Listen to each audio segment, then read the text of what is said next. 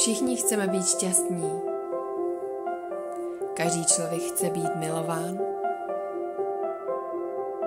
Všichni chceme být zdraví.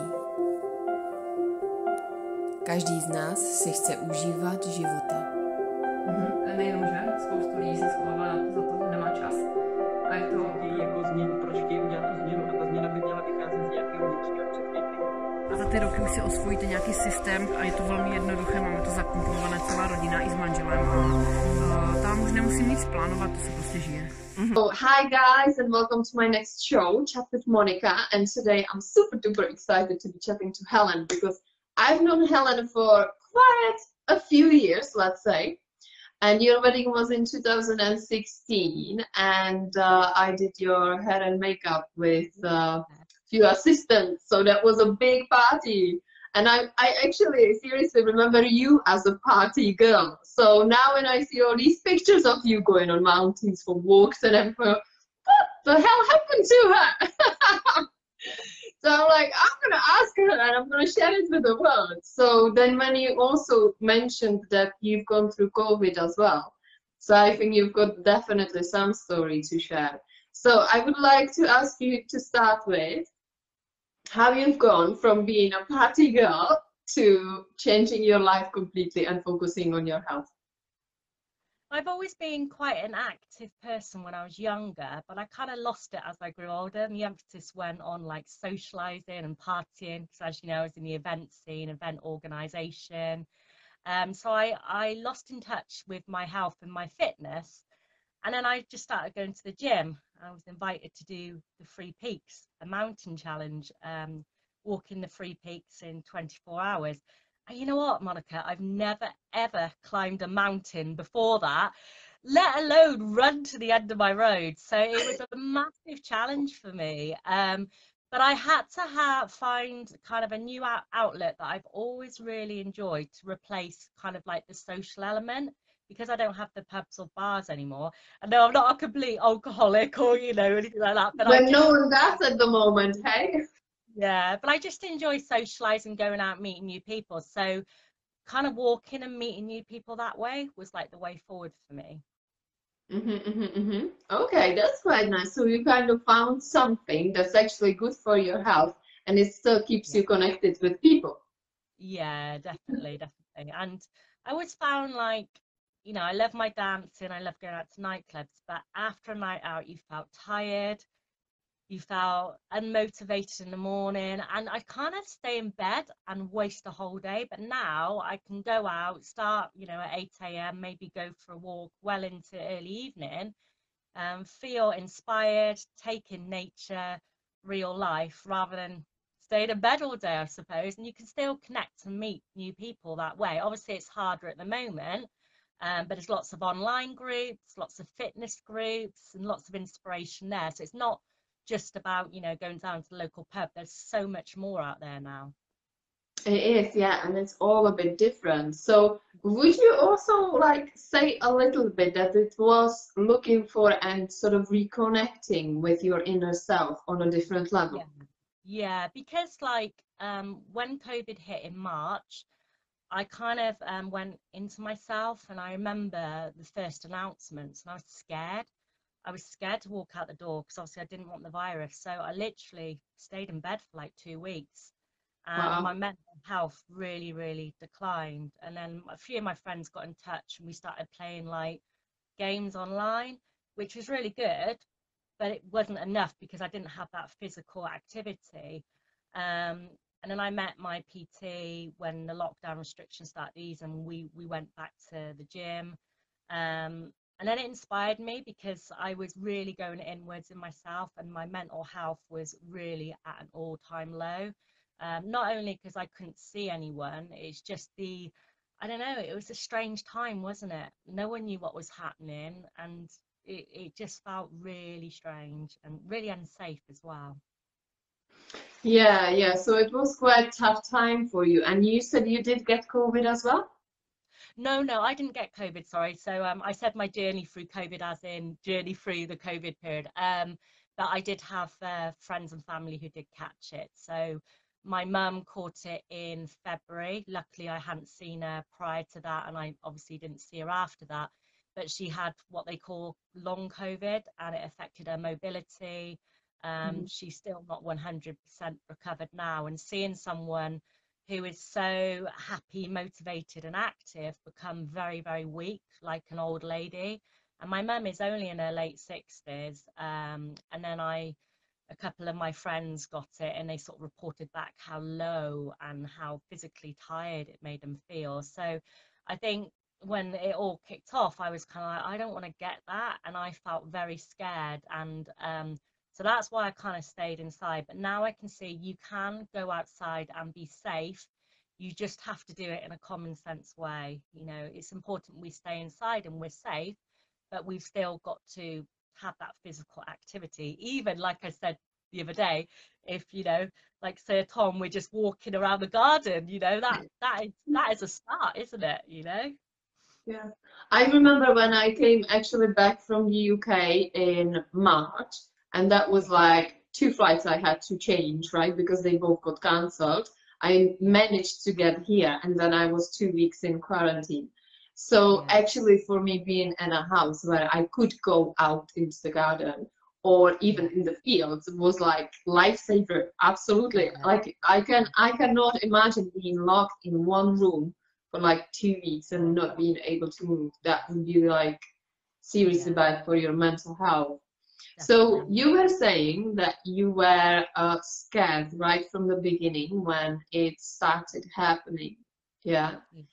So why do you think you felt so scared of it? I think it was like the media and not knowing and seeing my mum in that state. And I suppose I worried if I went outside, I would give it to someone if I had it. And me thinking if I did damage to a vulnerable older person. So I felt, I suppose, staying inside, I couldn't be at risk to anyone and at risk to myself either. You know, my job is a dog trainer. I meet people every day, but obviously that all stopped. And I'm still not doing that at the moment. So I think it was more thinking about others than myself, because I'm pretty healthy person. I rarely get anything wrong with me. But even if I was a vector or say picked it up and didn't have any of the symptoms, it's that knowledge, knowing that I could pass on to someone else.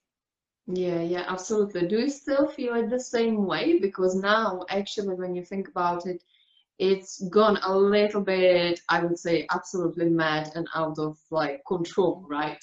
No one knows really what is happening, and there are many people walking around us that have it and don't have any symptoms. So, you know, potentially anyone can get it.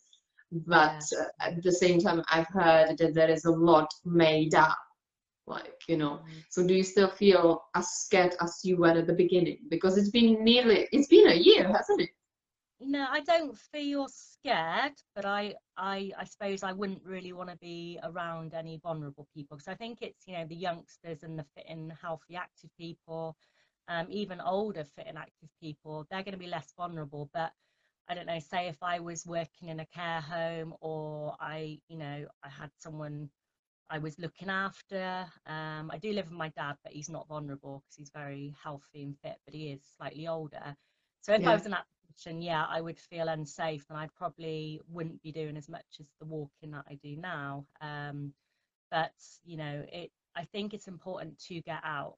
And when I go out, there's no one around, you know, it's just me, kind of like, I'll meet up with, say, one friend, but again, you keep that distance. It's common sense. You're outside, you know, the risks are very low. There's always going to be a risk, but there's more risk going to the supermarket, which I avoid as much as possible. So I just try and keep outside, just use my common sense really, and try and keep going with life, you know, because mental health, you know, my mental well-being is so important. If I stayed inside all day, I would just, it wouldn't be good for me. How would you say your mental health, like the feelings inside you have now, and the thinking and sort of feeling the world, has anything changed compared to the life you used to live? Yeah, so I suppose at the beginning of COVID, I did have very poor mental health because it was the realization that I couldn't go down the pub for a drink and meet my friends. It's been fluctuating, like I have bad days, I have good days, but actually the walking has enhanced my mental health. And when I'm walking, I don't have any of those past demons I had before. I just feel happy and I feel like one with nature. I think I was watching a film the other night called the Castle Rock, which is Stephen King, and one of the priests said on it, "Nature is my chapel," and that Oh, kind of felt that was like you kind of stuck with me and kind of thought, yeah, nature is kind of like my harmony, my chapel, my place where I can reflect and just, think about things in a really good space rather than being inside and kind of like just sitting doing nothing. Because you can even like, I love reading, but often I'll go for a walk now and I'll be listening to audiobooks or podcasts. So I yes. combine the two now because obviously I still want to keep up my CPD and my mental physical well-being, but it's trying to like put everything in one day because when I go for a walk, I like a 6 to 8 hour walk, but that takes up your whole day then. And I do have a business to run. Oh, yeah. Exactly. Absolutely. It's great to walk and walk away from everything, but you've got to come back to it, right? Yeah, definitely. Yeah, yeah. Yeah. And you were saying that in the beginning of COVID, you felt mentally really not in the right place. Yeah, And what you actually mentioned was that because you couldn't go and have a drink with your friend, yeah, yeah, yeah. I is think that so. part of drinking that's something you kind of started missing? Yeah, I mean, I drink once a week now, so me and Tristan will have a date night on a Friday and a Lovely. bottle of I like wine. that. Yeah. So I've never been a big fan of alcohol, but I am very much a social drinker. So I enjoy going out, meeting people, and a drink gives me a little bit of confidence. And it helps me dance as well because I'm a rubbish dancer. But when I just have one drink, I'm like, yay, on the dance floor. And but now, like I don't have to have a drink to enjoy myself. So maybe it was kind of I was trying to drink to facilitate that. But actually, I've danced around the room without a drink, so I don't need that. So yeah, You know what? I love the fact that you are saying it out loud because it's exactly that way. When I was younger, when I used to drink, that's what it gives you, like the confidence, as you said, yeah, But definitely. if you are kind of really in peace with this and you just are enjoying life, you don't need a Yeah, drink to dance, you can just dance around the whole kitchen, even yeah, naked if you like, whatever. And it's just like life is too short to be trying to boost your confidence with something when you have what you have and you should be very proud of it and grateful for it. exactly. Yeah, 100%. So. Perfect. So with the confidence, how do you feel now?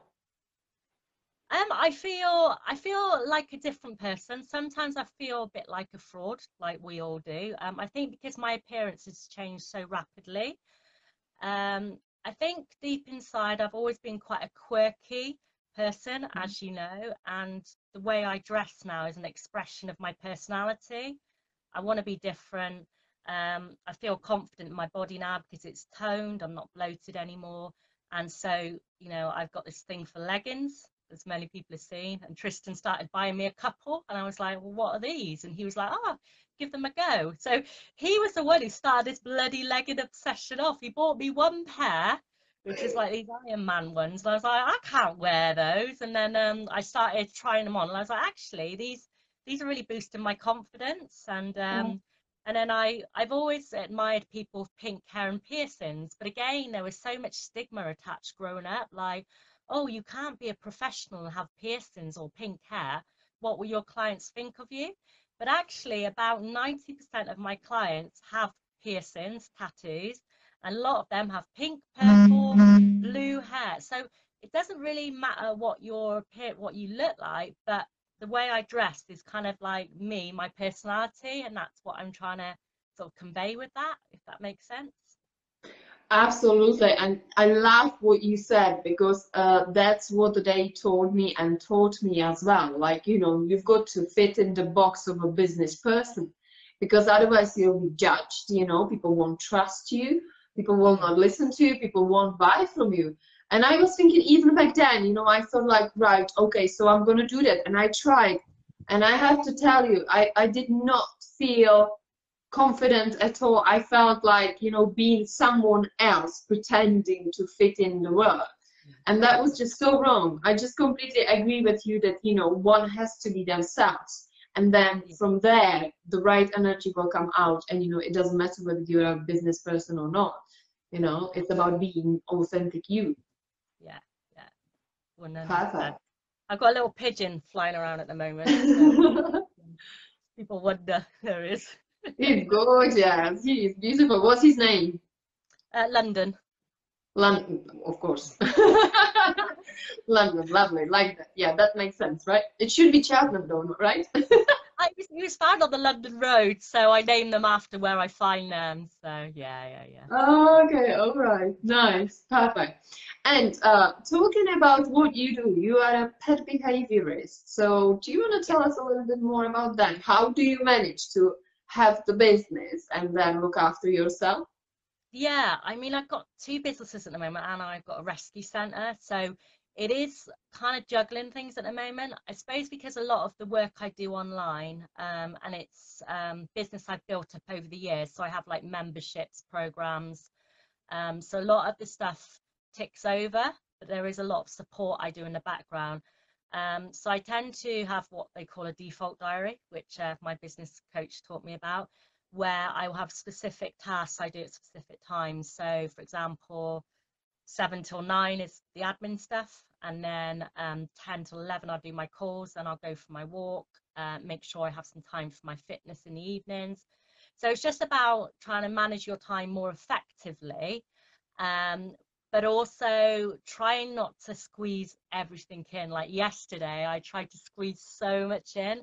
I'm gonna be honest with you, I'm feeling tired today because I tried to squeeze in personal, business, relationship, you know, finances, and I was just like, so I think, you know, I need set days to focus on certain things, but overall you need to keep, you know, ticking it along with these little things. So you know, it's important, that kind of default diary. Yeah. It's exactly how it works, and it's not gonna work any other way, is it? No, exactly. Yeah. Because if you really want to get the work done, you've got to be productive. It's got to be in the diary in order to get it done in the first place. And then, of course, you've got to have in the diary your time, your me time. Because otherwise, that's what's going to happen. You're going to end up being burnt. So, yeah. And I think the mental well-being and the fitness has a lot to do with my business. So if I'm not feeling well mentally or physically, that's going to transfer into my business. So if I go for a run and then I do like my admin, I feel much more better and much more productive. Whilst if I wake up groggy and I do admin, I'm just sat there, that's going to transfer into the work I do. And I did get in the habit of doing my work in bed. And I wasn't in the right space of mind. So I do a lot of my posts are scheduled now when I'm in the right headset, and then I'll come in after I've done my physical exercise and then answer questions in the groups. So I'm in that kind of mindset rather than just woken up and going, oh, and like checking social media, half asleep, not know, you know what it's like. You need to kind of build gradually into the day. So yeah, exactly. But it's exactly how it works, because if we don't prepare our minds to actually do either the work or do rest, then obviously we are not ready for it. And as you said, if we are in the bad mindset, then it's not going to get done properly.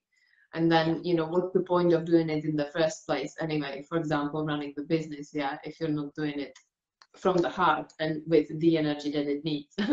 Hey, London, he's a friend, right? He's gorgeous. Oh, he wants to be famous, so that's why he's here. Perfect. Yeah, so that's how it works. Now, talking about mental health, you're still in the UK. I remember when I left in 2019, December, it was like that year I met so many young people that were really struggling. How is the situation now? Because now we are like 1 year further in COVID when we say that so many people are being tested. Yeah. So how are you feeling about mental health in the UK now? In the UK, I think it is our all-time low, but I think people are starting now to accept this is a way of life, and we have to question, is that a good thing? So now I see this as the norm. I can't even imagine a time where we'll be able to hug people again. I know it sounds really pessimistic, but I do think we've fallen into the trap now where it's just the normality. So I think we need to keep positive and we need to keep that future. It will come back, you know, to how it was, but it's just going to take a little bit longer.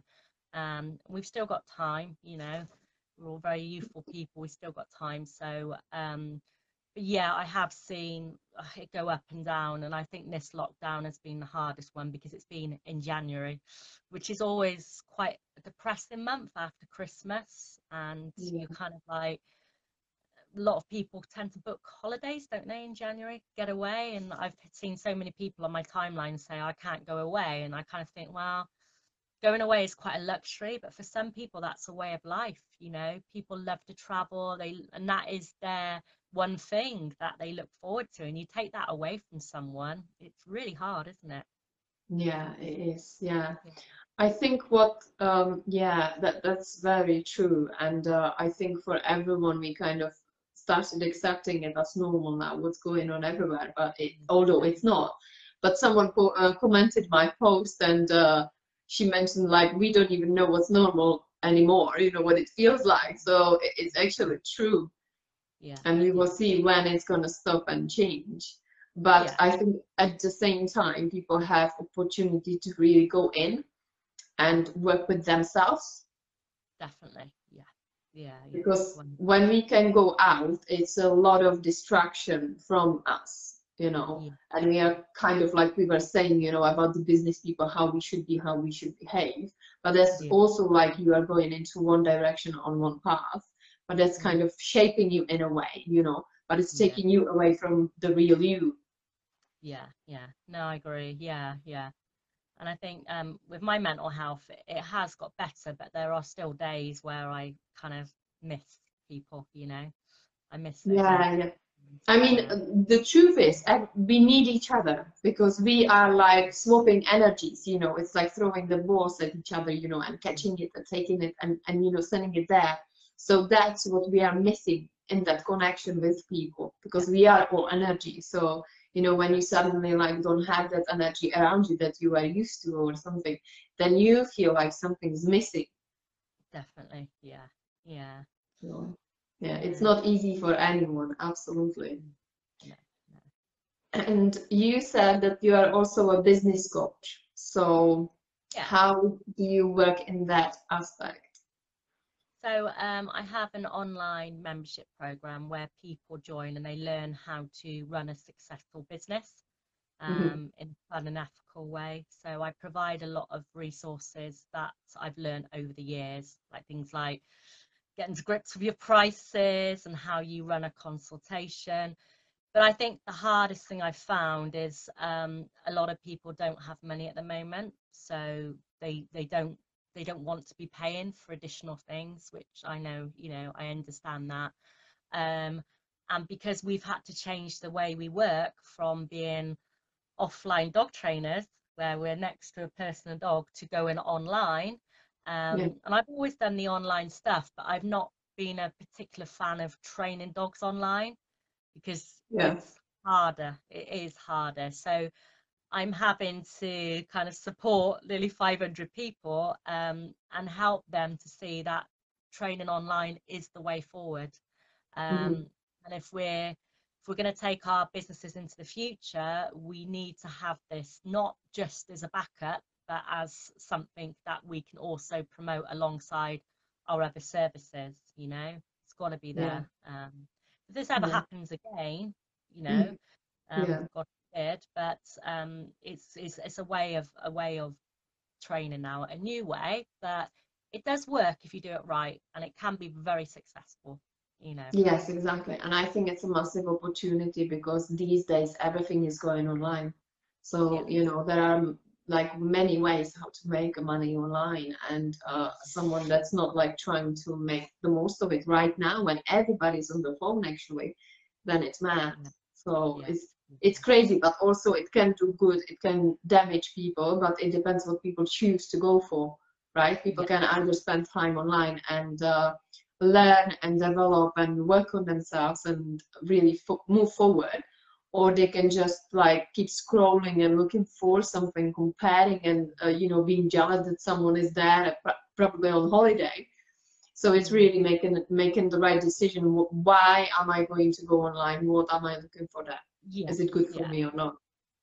Yeah, and it's Yeah. also creating awareness with pet owners, just because a lot of pet owners are scared and worried about going online. They don't, they feel embarrassed, or then they're a technophobe. So it's our job. We're not just trainers, dog trainers now. We're coaching the person to become more confident going on that camera. So Very it's a true. new job role for us. And before I actually do the Zoom calls with the pet owners now, I say, look, let's just do like we did earlier, a little bit of a trial. Let's get Zoom out, and we're not going to make fools out of ourselves. We can just have a play around, because that's what happens. They have that first consult and they're fumbling around. The phone's usually at the ceiling. You can only see half the dog. But that can all be, there is a simple solution. Let's just have a practice run before the main Yeah. run. And that really inspires confidence in them. And I've had a lot of people who are like, oh, I'll never go online. I said, well, the alternative is you wait till March and your dog's going to get 100 times worse, or we simply go online and we start solving your problems today. So there is a solution for everything. Yes, It might exactly. not be the best solution, but I actually think it's a great alternative. There's It lots of is. Yeah, absolutely. And as you said, it's kind of taking people out of the comfort zone and, facing their fears, which in the end, those who have tried it think it's not actually that bad. Nothing happened, yeah, you know, yeah, and life yeah, hasn't stopped. Actually, it's moving just in a different way. yeah, yeah, yeah, So I think that's just beautiful, yeah. yeah, So there are yeah, lots of benefits and lots of like advantages to what's going on. Of course, disadvantages too, but that depends on an individual how they're gonna kind of see it, pursue it, and how they're gonna use it towards either their benefit or disadvantage. So yeah. And I definitely think that rings true for me, because if it wasn't for COVID, I wouldn't have climbed those mountains, and I wouldn't have started walking. So I hate to say it, but it was a blessing in disguise for my mental and physical health. But obviously, it's the worst thing that could have happened at the same time. But I can, yeah. So I would be in the same position now, just not, just yeah, bumming around in my bedroom and not doing a lot of physical activity, which isn't good for your health. yeah, no, it's not. Beautiful. Exactly. I Yeah. want to ask you because it's quite fresh for you how you felt like in those dark days, because I know what it feels like too, right? It's kind Yeah. of like you're going through some stages of depression, etc., because you Yeah. just don't know what's going on. You can't Yeah. put a finger on it, but something is not right. And Yeah. now you actually can overlook it. You see it, how you kind of felt there, Yeah. and you know now how you feel. It's like you said, you feel like a new person. And that's Yeah. so wonderful because you found yourself, so you know who you are. And of course, we have those ups and downs. But Yeah. for those that are exactly there in that dark room, stuck, and Yeah. don't know what to do, what would you suggest that they do as number one? Just a small step, even if you can get up 5 minutes earlier and just walk outside. I think the problem is a lot of it's just like, I'll get out of bed, don't be lazy, but it's actually taking that first step out of bed, which is the hardest. And I suppose because I had my PT kind of, motivating, inspiring me, and had my friends pushing me, I had that. So I think we need more people to reach out for us. Yeah. And, if there's anyone who needs to take that step, just message me, and I'll message you at 7 a.m. every morning if I have to, and just say, please just walk to your garden and take in the fresh air, because we need that accountability. I mean, one of my friends, he was getting a little bit low, and I said, let's start up a messenger where we share our fitness goals each day. And we still do that today. And just that, sharing our fitness goals, he's got himself out of this rut, and he's actually getting really fit now. And it's just having someone to talk to, I think. So if you're feeling in that space, please open up to someone and let them be your accountability buddy, because you cannot do it on your own. You know, it's really hard to take that first step on your own. Yeah, exactly. I think it depends how further down people really have gone, because it's always good to have someone there who you can kind of like reach out to. It is doable by yourself, but as I said, if people have done it for years and years and years, then it's deeper and much harder to get up. Yeah, if they've done it like for, let's say, 6 months and they feel something's wrong, then they're still like aware that something is not right, and it hasn't been for some period of time. But they have it there, like, I want to change it, and they'll go and change it. So it's most likely they might succeed.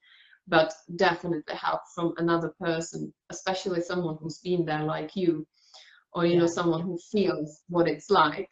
It's like, listen, I know what it feels like. Come on, get off your butt and move. Because if you don't move, you're not going to get anywhere. Guess what? Yeah. And I think if you have got to that space where it is really deep rooted, you know, professional help is out there. They're not scary. They're not going to bite. And there are some great online alternatives. You know, I'll hold my hand up high. When I had my OCD, like really severe, I got professional help. She was a lovely lady, lived down the road.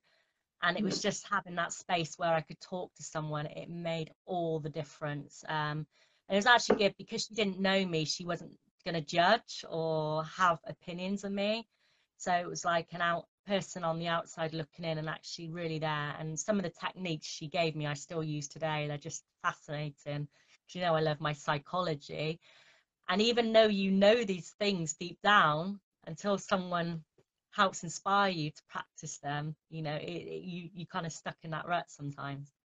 Yeah, there is a lot of information everywhere, and it depends what's close to us, what really like talks to us, especially when we don't want to hear it. It's exactly what we need to hear.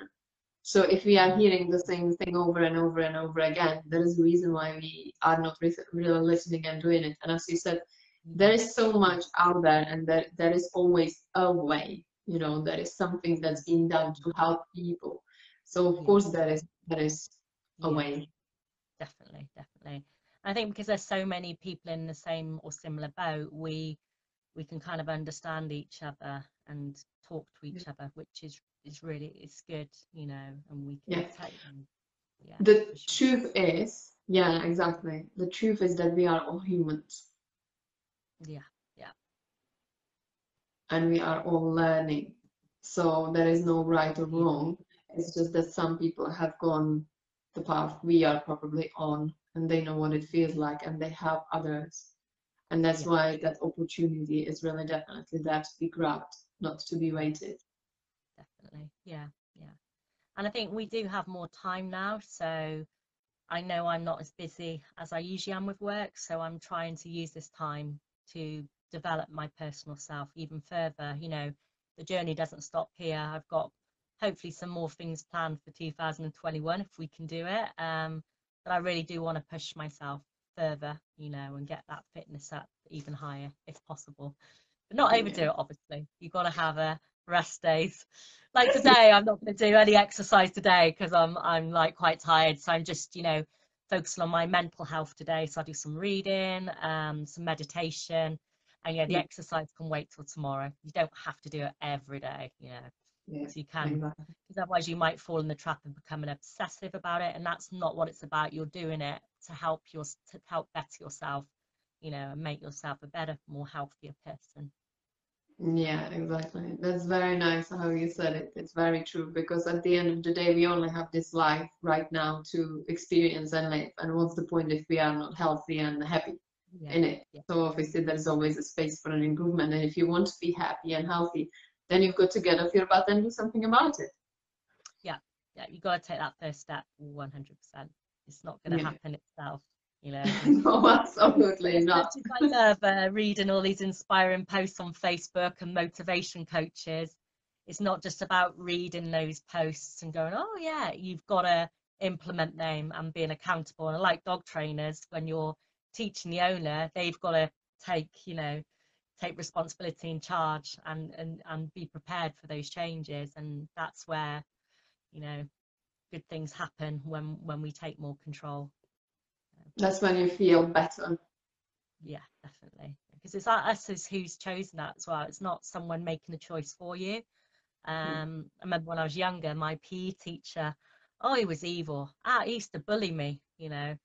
Honestly, some of the stuff he used to say to me, it was terrible. You wouldn't get away with that nowadays, you know, what school teachers were like. But yeah, I've lost my thought. Yeah, so he would like force me almost to do stuff that I was uncomfortable with. So it was like, I remember the one day we were doing push-ups in the gym class, and I'm absolutely rubbish at push-ups, and I still am, and I blame him. And I remember him, yeah, just rubbish. And I remember it was me and Mark. We were there getting ready to do push-ups, and he said, "Right, Helen and Mark are to do push-ups in the front of the whole class." And you know, that one little thing made me feel completely crap. And so, you know, if someone tells me to do something, then that's great. But I'm only going to do it because I want to do it at the end of the day, you know. For me, I do the walking and the running because I want to do it. And the kickboxing is absolutely fascinating. I love it. So much energy in that. And the old Helen would have been absolutely petrified to walk into that room. But because I took the step and I was like, I want to investigate this and find out more, it wasn't my PE teacher going, come on, Helen, you've got to do the kickboxing now, that I took that step. So don't let anyone force you or pressurize you into doing anything. You must take the step. You must do the action and do it for you. Don't do it for someone else. Do it for your own like personal health and fitness. So that's really important. I love it. I love it. I could leave it at that because there is just really no need to say more. But I'm going to ask you the very last question, and that's, what's the biggest lesson that you've learned in the past year? Don't take life for granted. Definitely. You just can't, you know. We've only got one life on this planet. Just sounds corny, but do make the most of every day. You know, there's so much out there. Beautiful. I'm going to just let the viewers and everyone who's listening to think about that one. So thank you so much, Helen. It's been just so lovely to talk to you. I'm so happy for you. And I'm sure we will catch up again and share with the world everything else that we're going to experience. Thank you so much. Take care then. Take care. Bye. Thank you for watching, everyone. Bye.